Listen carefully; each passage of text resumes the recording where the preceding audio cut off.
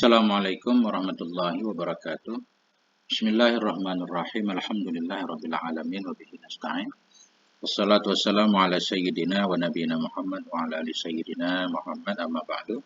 Allahumma 'allimna ma yanfa'una wanfa'na bima 'allamtana warzuqna ilman nafi'a. Amin ya rabbal alamin.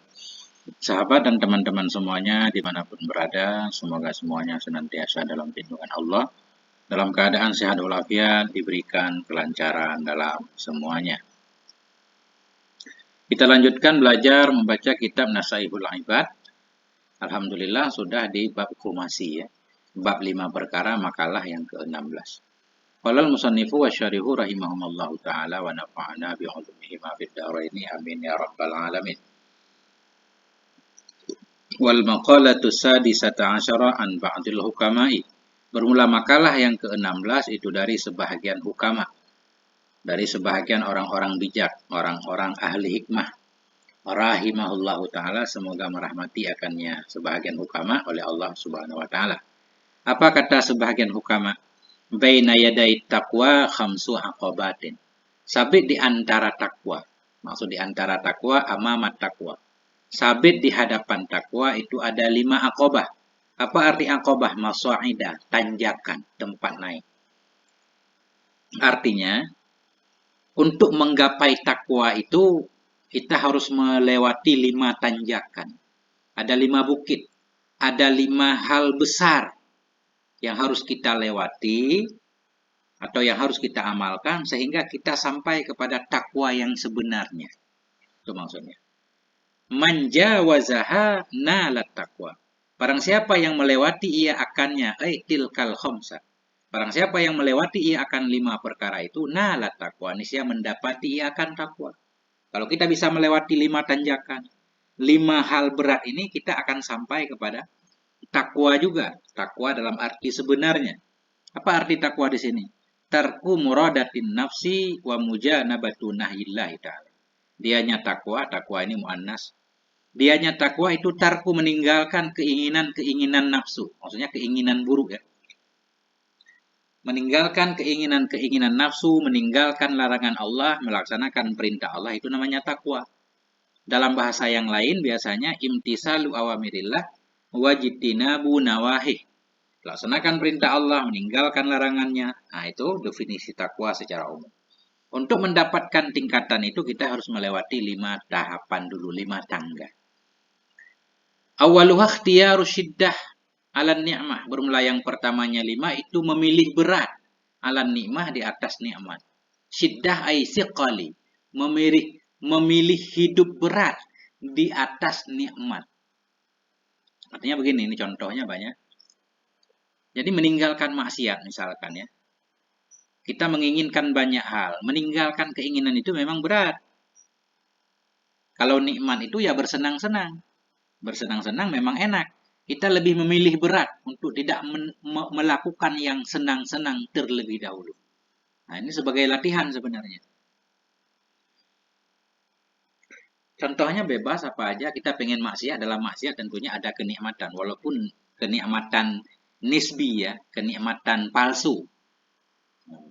Ketika kita menahan diri dari maksiat itu berat. Kita lebih memilih berat daripada memuaskan diri dengan nikmat tadi. Nah, karena pada dasarnya semua orang dalam hidup ini mencari kenikmatan.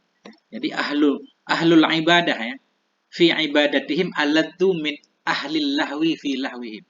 Orang yang beribadah itu lebih terasa lezat dalam ibadahnya daripada ahli maksiat dalam maksiatnya, kata para ulama. Artinya dua-duanya mencari kelezatan, ahli ibadah mencari kenikmatan, pelaku maksiat juga mencari kenikmatan. Kenapa pelaku maksiat betah dalam maksiat? Karena dia merasakan ada kenikmatan di sana. Ahli ibadah kenapa merasa nikmat dalam ibadahnya, lupa kepada yang lain? Karena mereka dapat nikmat dalam hal itu. Kenapa orang yang belajar santri betah berlama-lama baca kitab? Dia dapat nikmat di sana. Intinya semua orang mencari kenikmatan, cuma tempatnya kadang berbeda-beda. Nah, ketika kita lebih memilih berat untuk berjuang terlebih dahulu daripada bersenang-senang dengan yang ada, ini proses menuju takwa. Wasaniha ikhtiyarul jahdi ala rahah. Ini mirip-mirip. Yang kedua itu memilih berjuang, jahdi. Bifathil jim dengan fathah jim ayil masyakkah. Memilih kesukaran. Ala rahah di atas istirahat. Ay zawalat ta'bi. Hilangnya kelelahan. Rahah ini istirahat. Bahasa Melayanya rehat, santai. Kita lebih memilih yang berat. Berjuang terlebih dahulu daripada langsung istirahat. Mutalaah kita berat. Tidur-tidur santai tanpa belajar itu enak. Rahat, ya kan? Rebahan. Itu nggak bakal kita sampai kepada tahatan takwa. Untuk sampai takwa harus memaksakan diri dulu. Latihan berpuasa terlebih dahulu daripada memilih makan-makan. Berusaha untuk belajar dulu. Baru istirahatnya belakangan. Kalau udah dapat ilmu, bolehlah istirahat. Tapi kapan kita dapat ilmu? Ilmu itu nggak ada habisnya. Makanya ahli takwa itu nggak pernah istirahat bahasanya, ya. Lebih memilih berjuang. Memilih yang rumit-rumit daripada bersantai-santai. Begitu lebih kurang. Wasalisuh ikhtiyaruz zulli alal izzi. Yang ketiga itu dia lebih memilih kelemahan. Alal izzi di atas kemuliaan. Ail quwwati wal ghalabah di atas kekuatan dan ghalabah, kemenangan, menguasai. Ini bisa kita contohkan ketika kita disakiti orang barangkali, ya. Bisa saja kita melawan, Tapi kita lebih milih lemah. Zulli bukan berarti hina, ya. Kita lebih memilih lemah. Biarkan kita tampak lemah, nggak usah membalas. Daripada kemuliaan dalam arti kita menampakkan kekuatan, membalas setiap orang yang menyakiti kita. Mungkin contohnya seperti itu. Atau dia bisa juga lebih memilih jadi rakyat daripada jadi pejabat. Bisa. Wa rabi'uha ikhtiyarus sukuti 'alal fudul. Yang keempat itu lebih memilih diam di atas fudul. Fudul ini omong kosong. Wa huwa ma la khaira fihi minal kalam. Sesuatu yang tidak ada kebaikan padanya dari kalam. Ucapan-ucapan yang tidak bermanfaat, tidak mengandung pahala. Walaupun ucapan itu mubah, boleh-boleh saja. Omong kosong, ngebual, ya. Jadi orang untuk bisa sampai ke takwa itu lebih memilih diam daripada omong kosong. Sesuai dengan anjuran Nabi, man kana yu'minu billah falyakul khairan aw liyasmut. Jadi orang beriman itu berkata baik atau diam. Nggak pernah berkata buruk. Bahkan perkataan yang tidak manfaat sekalipun, walaupun mubah, kadang dia tidak mengatakannya. Karena sangat menghargainya waktu. Wa khamisuha ikhtiyarul mauti 'alal hayah. Yang kelima itu lebih memilih hidup, mati. Lebih memilih mati di atas hidup. Jadi memilih mati di atas hidup bisa juga sebagai contoh ketika butuh kepada perjuangan. Dalam perjuangan itu butuh kepada nyawa, korban nyawa. Berjuang di jalan Allah. Kalau bersantai-santai di rumah ya hidup barangkali. Kalau kita ke medan perang belum tentu selamat. Nah, orang takwa ini dia akan lebih memilih kematian di atas kehidupan. Yang penting dalam kematian ini ada pahala di sisi Allah. Contoh seperti itu. Atau maksudnya di sini begini nih. Jadi mati di sini mati dalam arti berbeda. Wal mautu 'inda ahlillahi ta'ala qam'u hawan nafsi. Bermula kematian di sisi ahlullah. Ahlullah ini orang-orang sufi, ya. Bermula kematian inda ahlillahi ta'ala itu qam'u hawan nafsi. Itu meleburkan, mengalahkan keinginan nafsu. Orang yang mampu mengalahkan keinginan nafsunya, menolak setiap keinginan hawanya, itu namanya mati, mematikan nafsu. Itu kematian maksud di sini. Faman mata an hawahu. Barang siapa yang mati ia dari keinginannya, tidak punya keinginan. Jangankan maksiat, keinginan untuk buat maksiat aja dihindarkan. Ini kan berat banget nih. Maka barang siapa yang mati ia dari hawanya, dari nafsunya, faqad hayya, maka sungguh telah hidup ia dengan ini kehidupan. Hidup.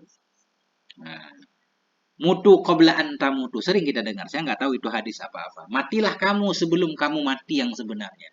Matikan hawa nafsumu terlebih dahulu sebelum kamu mati dengan kematian yang sebenarnya. Ini susah juga menerjemahkan kitab ini, ya. Kalau kita terjemah per teks mungkin bisa, ya, tapi maksudnya kadang susah untuk dipahami. Perlu kita cari syarah lagi, cuma belum ketemu apakah ada syarah terhadap Nasaihul Ibad. Summal mautu yang kasimu arba'ata aksamen, kemudian bermula mati itu terbagi ia kepada, ya, ini mungkin ada huruf jar yang hilang. Al mautu yang kasimu ila arba'ati aksamen. Kemudian kematian itu terbagi ia kepada 4 kelompok.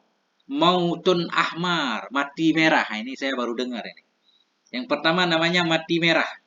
Wahwa mukhalafatun nafsi, menyalahi hawa nafsu. Tidak memperturutkan hawa nafsu namanya mautun ahmar. Yang kedua mautun abyad, mati yang putih. Wahwal jum', melaparkan diri ya, sering puasa sunnah. Ini kematian juga, kematian putih. Kenapa melaparkan diri, rajin puasa disebut kematian yang putih? Li'annahu yunawwirul batina wa yubayyidu wajhal qalbi. Karena sungguhnya jum' berlapar-lapar itu menerangkan ia, menyinari ia akan batin, memutihkan ia akan permukaan hati. Hati kita yang gelap karena banyak kesalahan, dengan sering puasa, jadi putih, bening, bersinar, sehingga setiap karunia, setiap nufhat yang datang dari Allah masuklah ke dalam hati kita. Jadi kalau menurut ahli sufi itu, untuk menangkap ilmu pengetahuan dengan batin kita, dengan hati kita. Makanya ahli sufi menyatakan hati itu miraatul qulub. Apa namanya? Cermin hati ya. Mereka mengungkapkan hati itu harus dijadikan jadi cermin, dipoles. Bagaimana cara hati itu kita bersihkan, karat-karatnya hilang, sehingga apapun yang datang kepadanya bisa memantul. Nah itu maksudnya.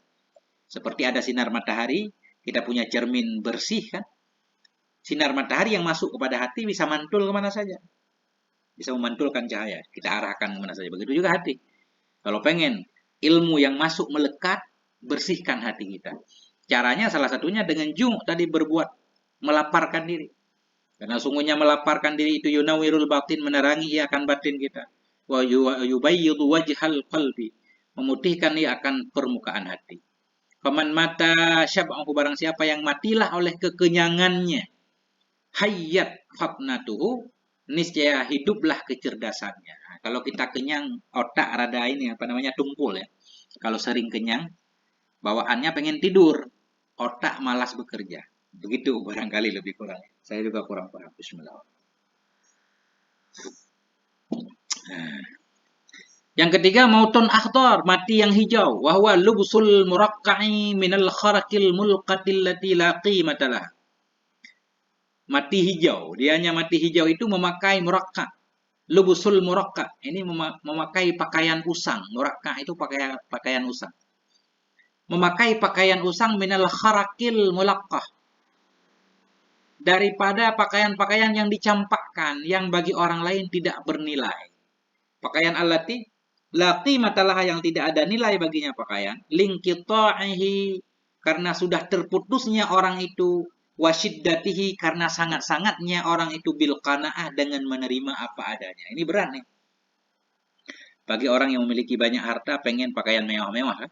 Di sini kalau kata Syekh Nawawi Banten rahimahullah, justru kalau kita pengen mati hijau, mati masuk juga mati subur ya. Mautun ahmar, mati yang dinisbatkan atau mati yang hijau. Hijau itu lambang kesuburan biasanya. Orang kalau banyak duit, kaya, itu gayanya beda. Gaya bicaranya, pakaiannya, bermerek lah. Nah, ini ada cara mematikannya. Pakai pakaian biasa-biasa saja. Dari khirkah. Nah, mungkin ini jamak dari khirkatun ya. Minal khirakil mulkah. Dari pakaian-pakaian yang dicampakkan yang tidak ada nilai baginya pakaian. Pakaian biasa lah. Lingkitahi. Kenapa dia memilih pakaian seperti itu? Lingkitahi, karena terputusnya. Arti terputusnya dia dari duniawi. Tidak mikirin dunia, terlalu berlebihan. Wasyiddatihi, karena sangat sisinya seseorang bil qanaah. Sifat qanaah itu sudah melekat dengan dirinya, menerima apa adanya. Wa mautun aswadu, dan kematian yang hitam. Nah, ini. Wa huwa ihtimalu adzal khalqi, yaitu menahan derita makhluk. Menahan disakiti oleh makhluk. Ketika kita disakiti orang, kita menahannya, tidak membalasnya. Itu namanya kematian yang aswad. Wahwal fana'u fillah, dianya mati hitam ini atau menahan diri dari segala derita yang diakibatkan oleh makhluk, itu namanya al-fana'u fillah. Fana fillah namanya, istilah. Kenapa dianggap fana fillah? Li syuhudil adzaminu, karena melihat disakiti itu terjadi dari Allah. Ketika kita disakiti oleh orang lain, kita yakin semua yang ada di bumi ini diciptakan oleh Allah. Kalau dia menyakiti kita, itu berarti memang kehendak Allah, keinginan Allah, kudrat Allah. Jadi kalau kita marah kepada dia, marah kepada Allah. Nah, orang yang sudah fana fillah memahaminya seperti itu. Sehingga apapun yang terjadi menimpanya, nggak ada protes sama sekali terhadap Allah. Ini kan berat nih. Berat. Fana fillah.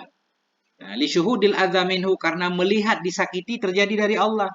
Biru'yati fana'il af'al fi fi'li mahbubih, dengan melihat fananya segala perbuatan dalam perbuatan kekasihnya. Apapun yang terjadi menimpa kita, kita yakin Allah yang menciptakan makhluk, Allah yang menciptakan segala perbuatan. Jika kita disenggol orang di jalan pakai motor, kita yakin itu pasti diarahkan oleh Allah. Nggak mungkin itu dia berjalan sendiri kan. Orang jalannya lapang kok tiba-tiba dia nabrak kita. Nah, di baliknya pasti ada arahan dari Allah. Jadi kita nggak marah ke dia. Walaupun secara zahir boleh aja marah, tapi secara batin hakikatnya itu memang sudah takdir Allah. Nah, ini yang berat. Lebih kurang mungkin seperti itu ya. Mohon maaf atas segala kekurangan. Wal maqalatu sabi'ata asyara, dan bermula makalah yang ke-17 itu anin Nabi, dari Nabi sallallahu alaihi wasallam. Apa kata Nabi? An-najwa tuhassinul asrar. Bermula bisik-bisik itu bisa menjaga ia akan rahasia. Maksud bisik-bisik bisa menjaga rahasia, tidak semua yang kita ketahui harus kita katakan kepada orang lain. Ada beberapa hal yang perlu kita sembunyikan. Nah, itu maksudnya. Hai, al-masar. Ini kenapa nih? Sarara. Yusaru, musarrarah. Al-musararatu tahfadul umural maktumah. Bermula merahasiakan sesuatu itu menjaga ia akan perkara-perkara yang tersembunyi. Artinya tidak semua hal yang kita tahu itu harus kita obrolkan kepada orang lain. Semua orang itu punya rahasia. Ketika kita duduk dengan teman kita berbicara, itu juga jadi amanah, jadi rahasia. Nggak boleh apa yang kita bicarakan dengan teman kita ceritakan ke sana dan ke sini, nggak boleh. Jadi obrolan kita dengan teman kita itu jadi rahasia. Menyembunyikan rahasia itu bisa menyelamatkan. Fakitmanul asrari aqwa asbabin najah. Maka bermula menyembunyikan rahasia-rahasia itu yang paling kuat dari sebab-sebab kesuksesan, keselamatan. Pengen selamat, jangan buka rahasia. Ruya anin Nabi, telah diriwayatkan daripada Nabi sallallahu alaihi wasallam annahu qala, bahwa sungguh Nabi bersabda ia, ista'inu 'alal hajati bil kitman. Nah, cari bantuanlah kamu terhadap hajat-hajat dengan cara menyembunyikan. Fa inna kulladzi ni'matin mahsud, karena sesungguhnya setiap nikmat itu, setiap orang yang memiliki nikmat itu mahsudun, diiri.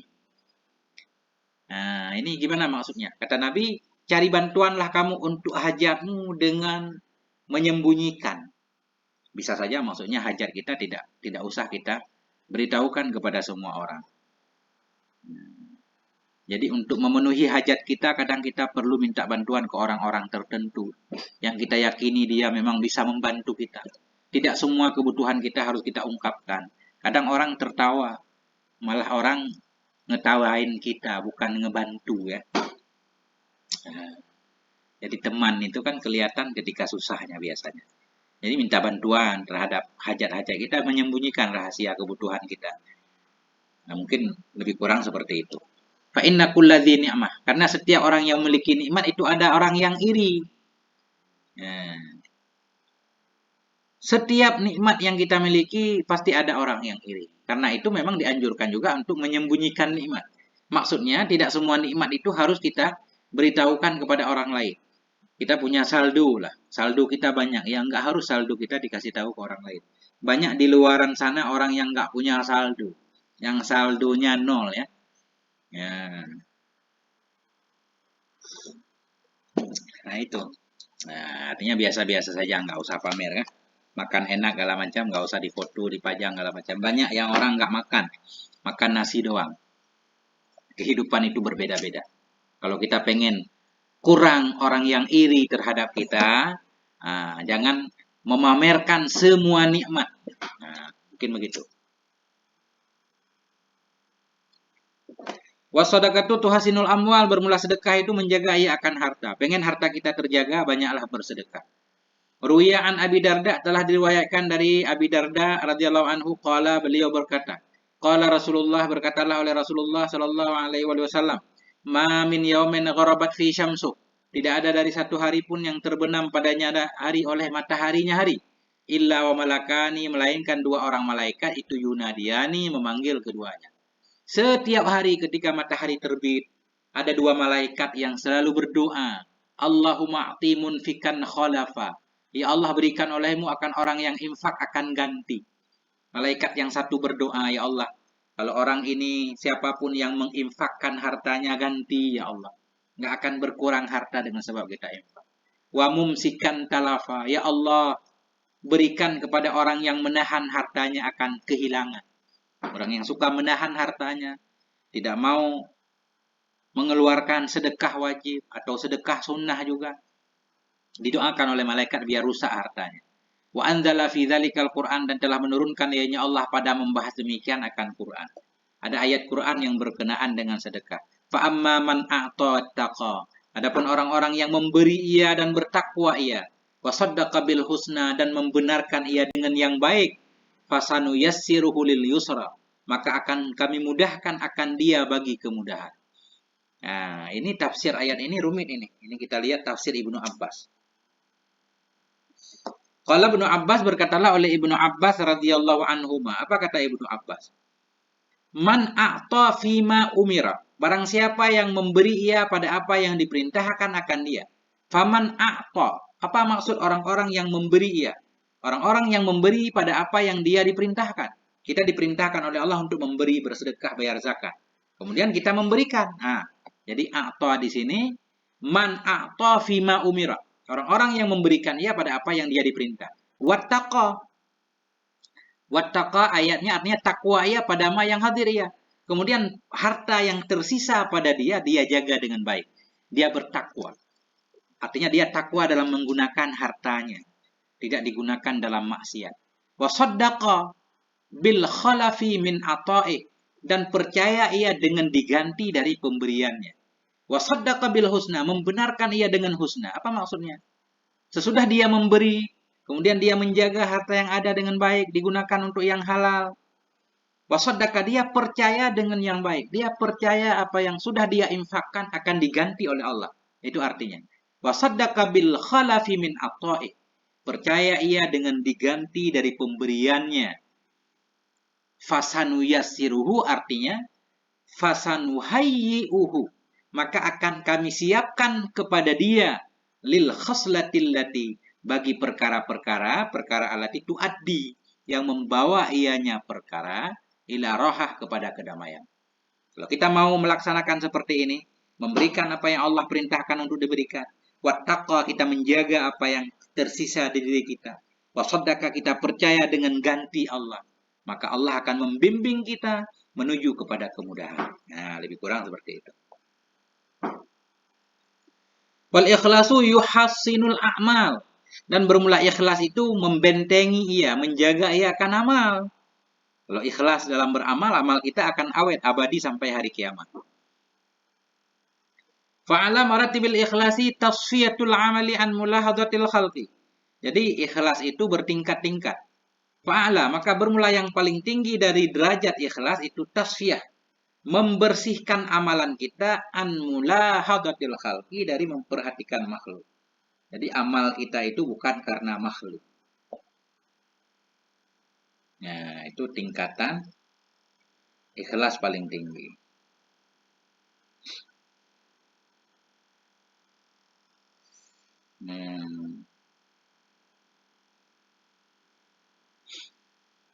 Bi an la yurida bi ibadati illam tisal amrillah wal qiyama bi haqqillah.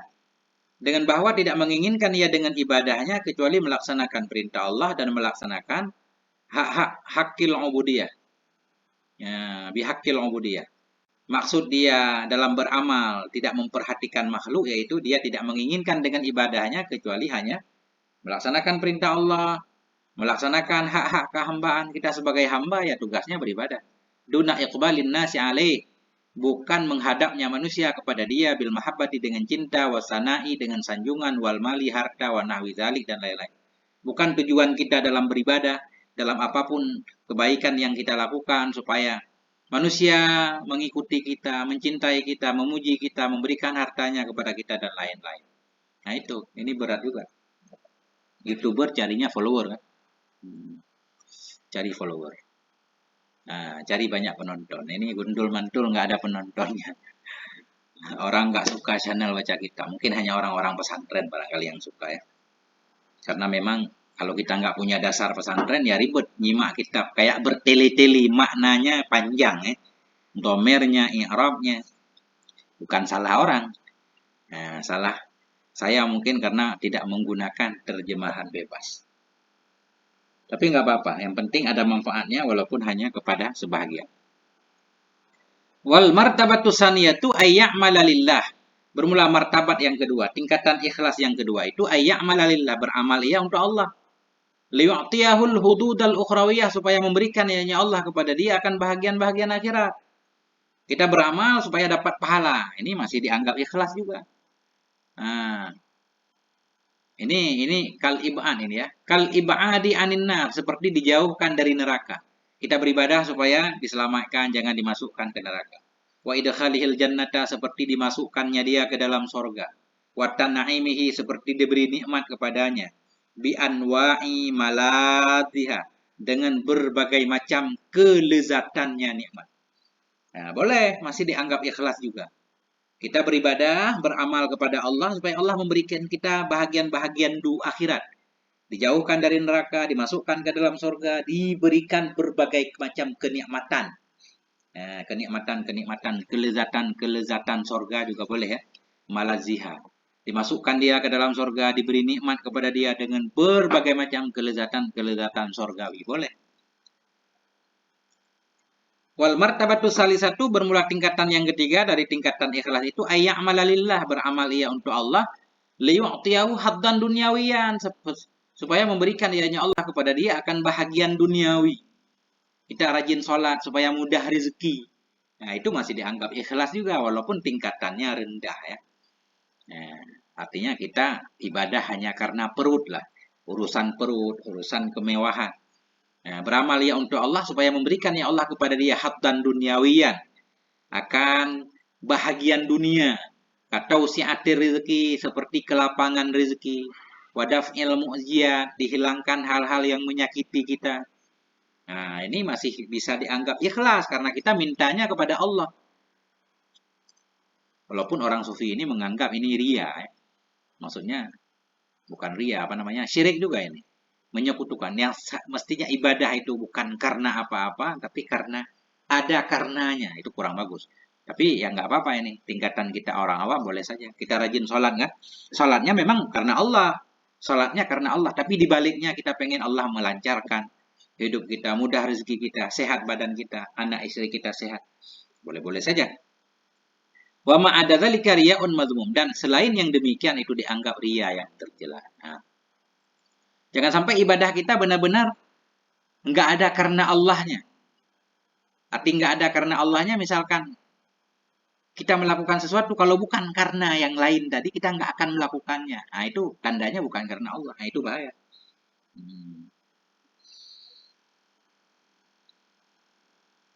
Wasidqu fil maqali yuhassinul aqwal, bermula jujur dalam perkataan itu membentengi ia akan perkataan-perkataan kita.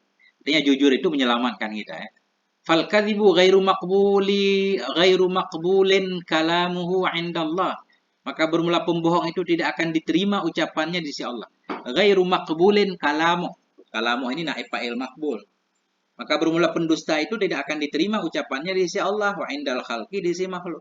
Pembohong Allah enggak dengar dia, manusia juga enggak dengar. Sekali kita ketahuan bohong, orang enggak percaya. Qala Ibnu Abbasin, berkatalah oleh Ibnu Abbas radhiyallahu anhuma fi qaulihi ta'ala, dalam menjelaskan firman-Nya Allah Subhanahu wa taala. Wala talbisul haqqo bil batil. Janganlah engkau campur aduk akan kebenaran dengan kebatilan. Apa kata Ibnu Abbas? La tukhlitu sidqa bil kadzib. Janganlah engkau campurkan kejujuran dengan kebohongan. Wa qala ba'dul hukama, sebahagian ahli hikmah berkata, al kharsu khairun minal kadzib. Bisu itu lebih baik dari bohong. Bohong. Kalau kita ngomong bohong, tapi kita bisu nggak bisa ngomong. Sehingga kita nggak berbohong. Lebih baik, bisu itu lebih baik daripada berbohong. Wasidqul lisan awalu sa'adah. Jujur lidah itu awal kebahagiaan. Kita melatih diri untuk jujur lidah. Coba dari pagi sampai pagi lagi kita berusaha jangan sampai ada kata-kata kita yang berisi kebohongan. Kita latih lidah kita jujur. Lama-lama hati kita ikut jujur. Wa qala ba'dul bulagha, berkatalah oleh sebahagian ahli balagha, As-sadiqu masanu khalil. Apa nih? As-sadiqu masanu khalil. Wal kadhibu muhanu zalil.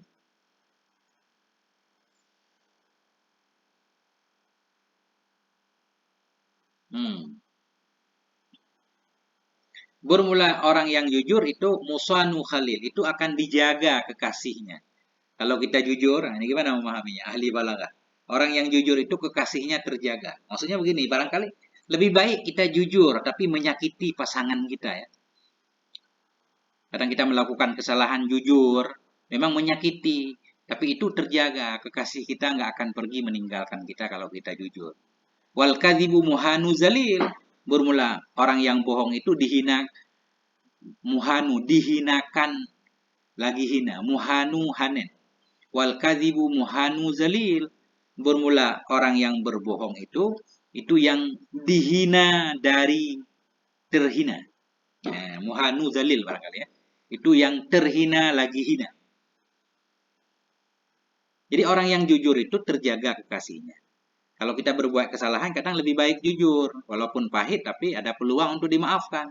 Tapi kalau kita bohong di kemudian hari kebohongan itu terbukti, kita akan dikutuk, diputuskan, terusir. Ini saya kurang paham ini, wal kadhibu muhanu zalil. Wal masyuratu fil umuri tuhasinul ara, bermula musyawarah dalam banyak hal itu menjaga ia akan pendapat. Orang yang bermusyawarah biasanya pendapatnya nggak akan salah.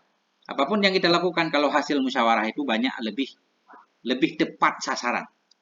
Hai, bermula musyawarah dalam perkara itu menjaga ia akan pendapat. Ait tadbirat, akan segala pengaturan. Apapun yang kita ingin lakukan kalau hasil musyawarah biasanya aman.